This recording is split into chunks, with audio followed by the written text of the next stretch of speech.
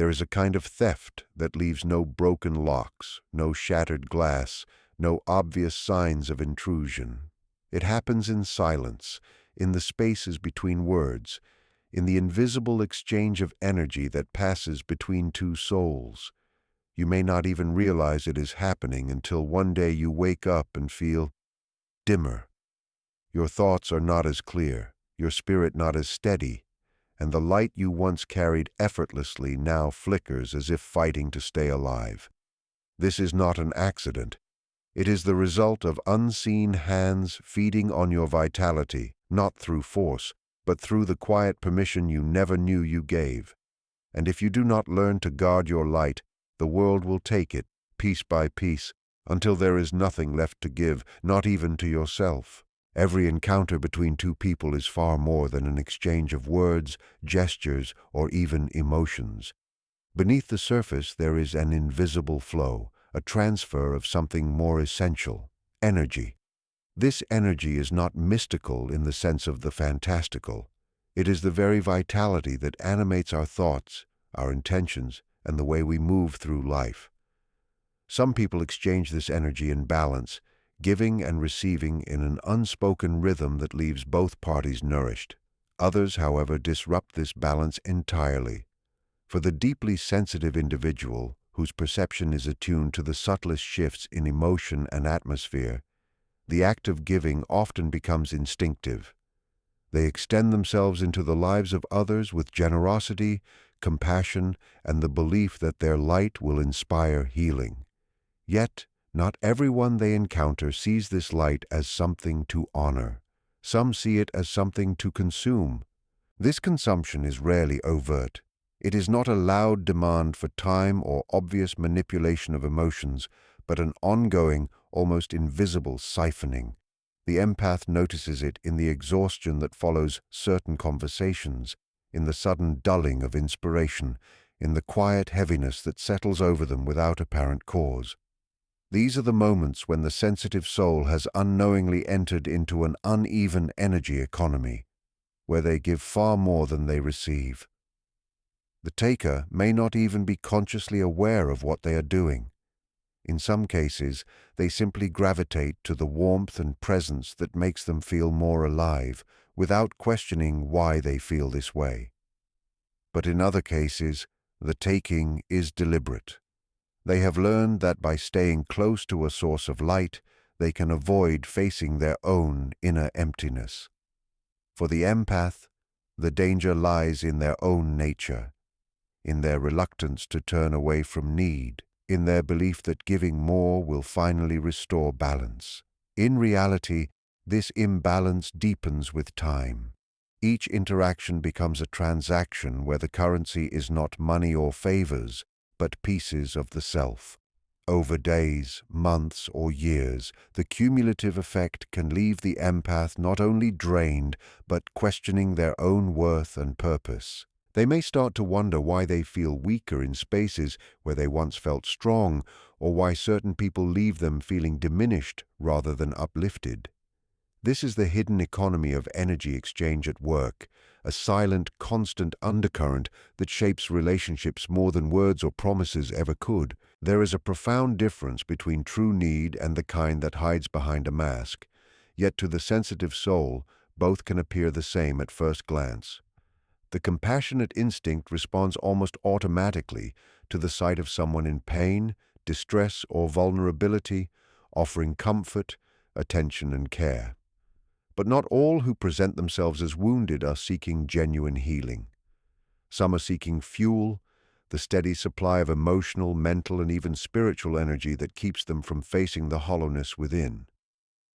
They learn to present themselves in ways that appeal directly to an empath's deepest drives, the desire to nurture, to protect, and to bring peace. This presentation may take the form of gentle helplessness, exaggerated suffering, or carefully crafted charm. On the surface, it elicits sympathy, yet underneath, it conceals a hunger, not for resolution, but for control, validation, or the quiet thrill of being the center of someone's emotional world. The empath, guided by instinct and goodwill, often fails to see this shadow for what it is. They sense the emotional pull but misinterpret its nature, believing they are pouring into a well that will eventually hold water. Instead, they are pouring into a void that demands more with each offering. The person on the receiving end of this attention is not always malicious in the traditional sense.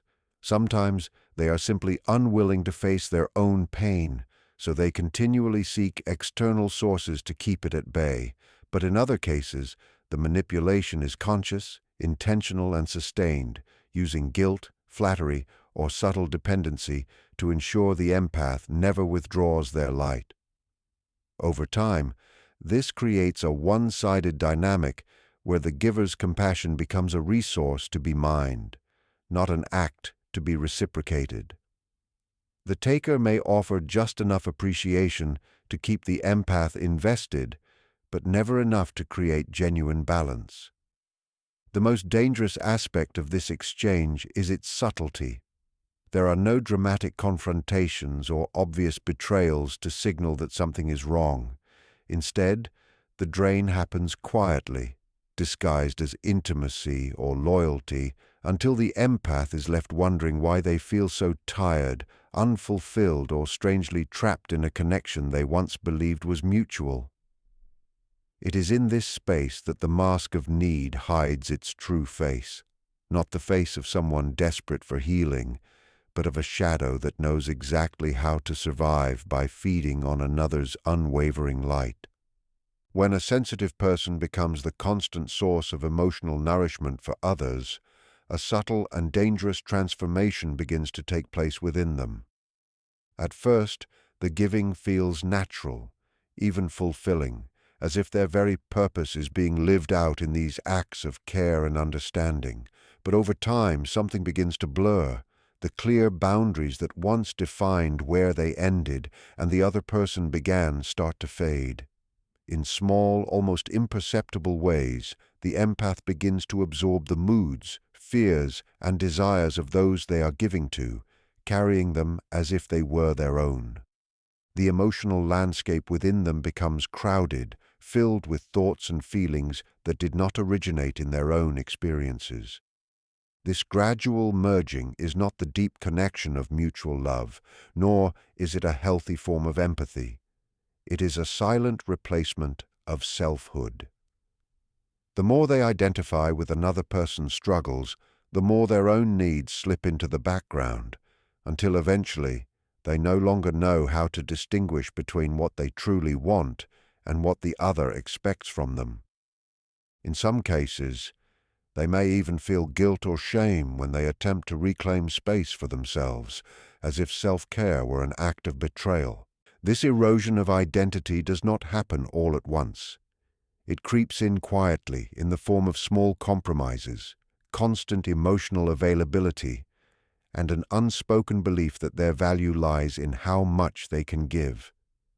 The person on the receiving end of this constant giving may not notice the change, or they may depend on it, subconsciously reinforcing the idea that the empath's primary role is to meet their needs. The longer this pattern continues, the more the empath's own voice grows faint, replaced by the echoes of those they are entangled with. They may notice that their creativity has dulled, their sense of joy has weakened, and their inner clarity has been replaced by confusion. Even physical exhaustion can emerge as the emotional drain begins to affect the body itself. Without clear boundaries, their own essence becomes a resource for others to shape, use, and depend upon. And in this silent loss of self, the empath finds that the light they once carried with such strength no longer feels entirely their own. It has been mingled, diluted, and reshaped by the demands of those who have quietly taken residence within their emotional world. When someone takes from a sensitive soul in unseen ways, the damage reaches far beyond momentary fatigue. What is being taken is not only emotional attention, but the very current that fuels intuition, clarity, and creative life force. This quiet depletion can feel like a fog settling over the mind, making it harder to think clearly or trust one's own instincts. The empath may notice that their once vivid connection to their inner guidance feels muted, as if the channel through which they received insight has been tampered with. The theft is subtle, but its cost is profound. It does not simply leave them tired at the end of the day. It begins to untether them from the parts of themselves that give life meaning and direction. When this happens repeatedly, the sensitive person's capacity to create, to dream, and to move toward their own goals diminishes, replaced by a quiet preoccupation with the needs and emotions of the person who drains them. This creates a dangerous dependency. The more the empath gives, the less they have to stand on their own, and the more they are drawn into the orbit of the very person feeding on their light. It becomes a cycle where the giver loses strength while the taker becomes more stable, secure, and energized. Over time, this imbalance can lead to a spiritual weariness that is not easily restored through rest or solitude, because the root of the depletion is ongoing exposure to a relationship or environment that extracts without replenishing. In some cases, the sensitive person may even doubt that the problem lies in the connection at all, blaming themselves for not being strong enough or loving enough, which deepens the vulnerability and makes them easier to exploit. The exploitation is so effective because it remains invisible to most observers. There are no obvious wounds, no visible confrontations, only the gradual dulling of a once bright presence. The empath may stop pursuing their passions, lose interest in their personal growth, or feel a persistent heaviness that has no clear source. The spiritual cost of this unseen feeding is that it quietly rewrites the way the sensitive person experiences themselves and the world. Without realizing it, they begin to see through the lens of the one who drains them, and in doing so, they slowly step away from their own truth, their own essence, and the sacred connection that once made them whole. Reclaiming one's light does not mean hardening the heart or turning away from compassion. It means recognizing that compassion without boundaries is not love, it is self-erasure. For the sensitive soul, the instinct to give is powerful, but it must be guided by discernment. Strengthening the gates of the heart begins with seeing one's own energy as sacred, something not to be offered without awareness. This requires paying attention to the subtle signs of exploitation, the heaviness that follows certain conversations, the way creativity or clarity fades after spending time with specific people, the quiet sense of being less alive in their presence. These sensations are not random. They are indicators that the exchange is unbalanced. Refusing to feed energy into manipulative dynamics is not cruelty, it is self-preservation. It means declining to be the endless source for someone who never seeks to fill themselves, stepping back from relationships where giving is expected but never reciprocated, and choosing to give only in ways that do not diminish one's own vitality. The act of setting these boundaries is not a rejection of others, but an affirmation of the self. It is an acknowledgement that the light carried within is finite when it is not replenished, and that it cannot serve its true purpose if it is constantly consumed by those who have no intention of nurturing it in return. As these boundaries take shape, the empath's sense of identity strengthens. They begin to feel the difference between their own emotions and those they have absorbed from others, allowing them to stand more firmly in their truth. They rediscover the ability to give joyfully without the hidden weight of resentment or exhaustion. This transformation often surprises those who once relied on their constant availability, sometimes leading to resistance or even attempts to guilt them back into old patterns.